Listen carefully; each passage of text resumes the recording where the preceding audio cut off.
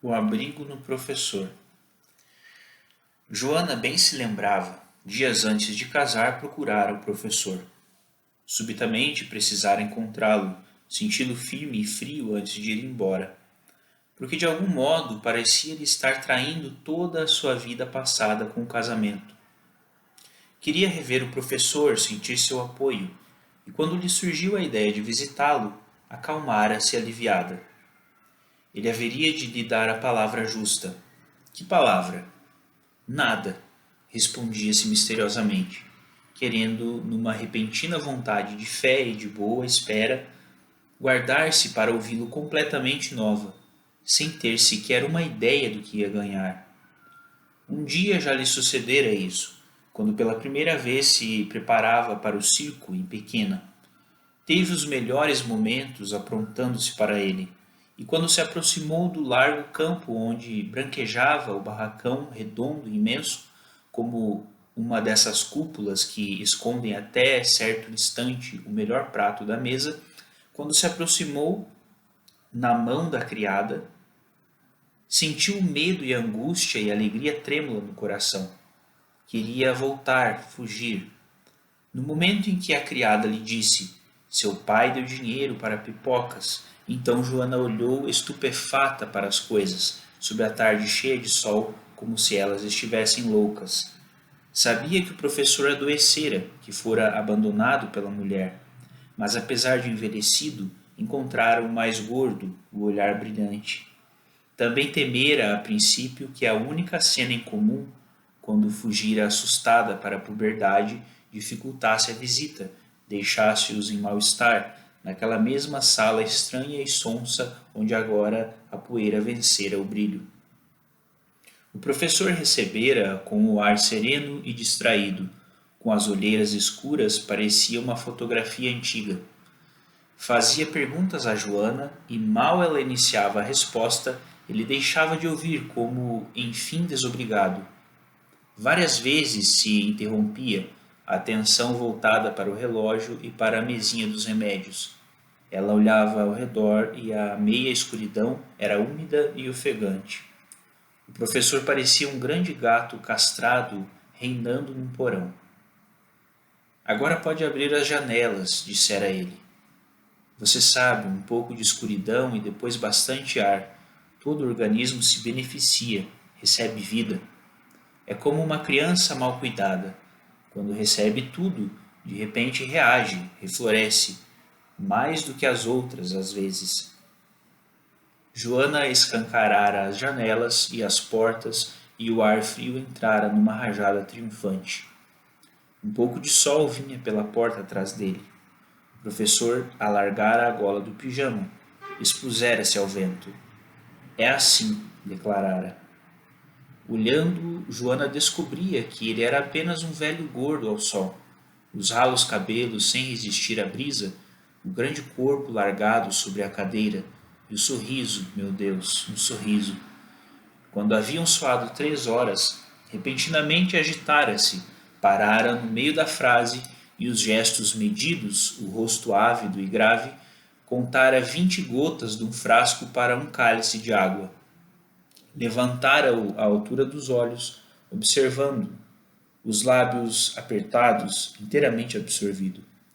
Bebera o líquido escuro sem medo, fitando depois o cálice com uma careta amarga e um semi-sorriso que ela não soubera explicar. Colocara-o sobre a mesa, batera palmas chamando o criado, um moleque magro e distraído. Esperara pela sua volta em silêncio, o olhar atento como se procurasse ouvir de longe.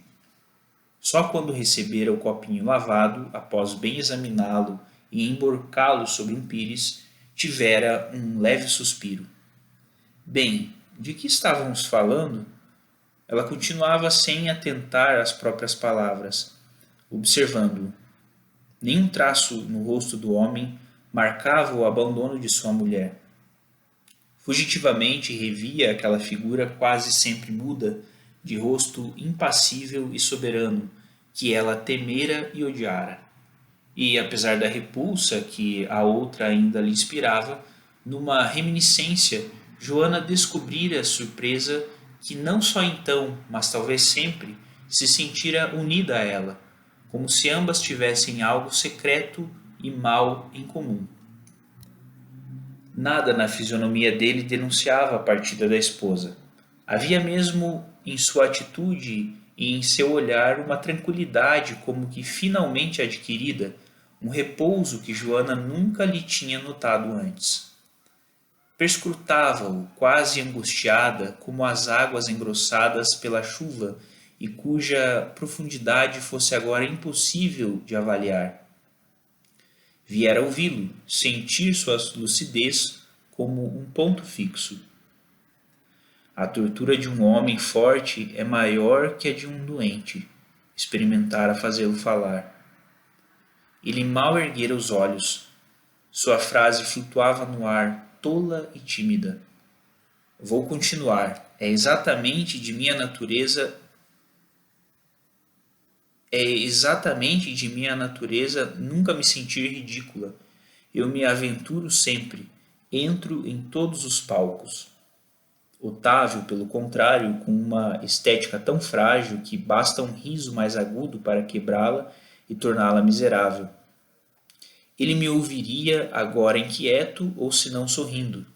Otávio já estava pensando dentro dela? Ela já se transformara numa mulher que ouve e espera o homem? Estava cedendo alguma coisa. Queria salvar-se, ouvir o professor, sacudi-lo. Então esse velho que estava à frente não se lembrava de tudo o que lhe dissera? Pecar contra si mesma. O doente imagina o mundo e o são o possui, continuara Joana. O doente pensa que não pode apenas pela sua doença e o forte sente inútil sua força. Sim, sim, ele balançava a cabeça tímido. Ela percebia que seu mal-estar era somente o de alguém que não deseja ser interrompido. Continuara, porém, até o fim, a voz morta repetindo o pensamento que tivera há muito. Por isso a poesia dos poetas que sofrem é doce, terna, e a dos outros, dos que de nada foram privados, é ardente, sofredora e rebelde. Sim, dizia ele ajeitando a gola frouxa do pijama. Ela via humilhada e perplexa seu pescoço escuro, enrugado. Sim, dizia ele de quando em quando, sem que sua atenção, procurando um apoio, se desviasse do relógio. Como dizer-lhe que ia casar? Às 4 horas, novamente, repetira-se o ritual. Dessa vez o moleque desviara o copo para não receber um pontapé, porque quase deixara cair o vidro de remédio. Com a tentativa frustrada, o chinelo do professor voara longe e seu pé de unhas recurvas e amareladas surgira nu. O menino apanhara o chinelo e jogara-o até Joana rindo, com medo de se aproximar. Depois do cálice guardado, ela aventurara a primeira palavra sobre sua doença, devagar, envergonhada, porque nunca antes haviam eles penetrado na intimidade dos próprios casos, sempre se haviam entendido fora deles mesmos. Não seria preciso tentar maior aproximação. Ele tomara a direção do assunto, alisara-o lentamente, com um vagar e volúpia explicava-lhe todos os detalhes. O ar um pouco benevolente e misterioso a princípio, achando impossível que ela entrasse no seu mundo, mas depois de uns instantes, esquecido de sua presença, docemente empolgado, já falava abertamente. O médico disse que ainda não estou melhor, mas vou ficar bom. Eu sei mais do que todos os médicos, acrescentara, pois se sou eu o doente. Ela descobrira finalmente, assombrada, que ele era feliz.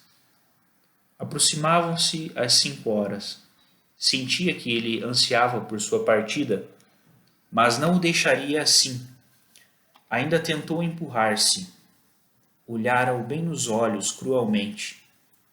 Ele lhe retribuíra um olhar morno e indiferente de início, e logo em seguida furtara-se com raiva. importunado.